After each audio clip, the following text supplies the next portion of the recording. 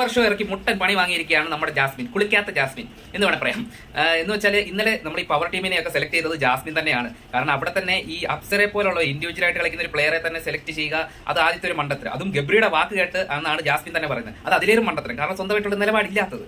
പിന്നെ ഉള്ളതെന്ന് പറഞ്ഞു കഴിഞ്ഞാൽ നമ്മുടെ അർജുനൊക്കെയാണ്. അർജുൻ എന്ന് പറഞ്ഞു കഴിഞ്ഞാൽ ഒന്നും പറയുന്നില്ല, കൂടി ഇങ്ങനെ നിൽക്കും. പിന്നെ ഗബ്രി എന്ന് പറഞ്ഞാൽ എനിക്ക് അധികാരം കിട്ടി, ഞാനും പ്രവർത്തിക്കും, എന്റെ തീരുമാനങ്ങളെ നടപ്പിലാക്കും. ജാസ്മിൻ ആണെങ്കിൽ അതിനപ്പുറം ഞാൻ ക്യാപ്റ്റനാണ്, ഞാൻ തീരുമാനിക്കും എന്ത് ചെയ്യണം, എങ്ങനെ ചെയ്യണം, എനിക്കറിയാം എന്ത് ചെയ്യണം എന്നൊക്കെ പറഞ്ഞ് അവള് ഭയങ്കര ഷോ ഓഫ്. അതിനിടയിൽ ഒരു ദിവസം മുമ്പേ നമ്മുടെ സായും ജിൻഡോ ഒരു പ്ലാൻ ചെയ്തിട്ടുണ്ടായിരുന്നു, എങ്ങനെയെങ്കിലും ഈ പവർ ടീമിനെയും ക്യാപ്റ്റനും തമ്മിലടിപ്പിക്കണം.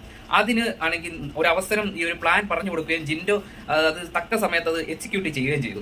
എന്തായാലും അതൊരു കറക്റ്റായിട്ട് സായി ഒരു ഗോൾ അടിച്ചു കേട്ടോ. കാരണം എന്ന് പറഞ്ഞാൽ ഇത്ര ചെന്ന് കഴിഞ്ഞിട്ടുള്ളതിൽ ഒരു ചെറിയൊരു പോസിറ്റീവായിട്ടുള്ള കാര്യം ഇപ്പോൾ ഒരു കിട്ടിയത് സായിയുടെ കയ്യിൽ ഇതാണ് ആകെ കിട്ടിയിട്ടുള്ളത്. എന്തായാലും ഹരിയാണൻ ഈ കാര്യത്തിൽ ഞാൻ ഹരിയാണനെ സപ്പോർട്ട് ചെയ്യുന്നുണ്ട് കേട്ടോ.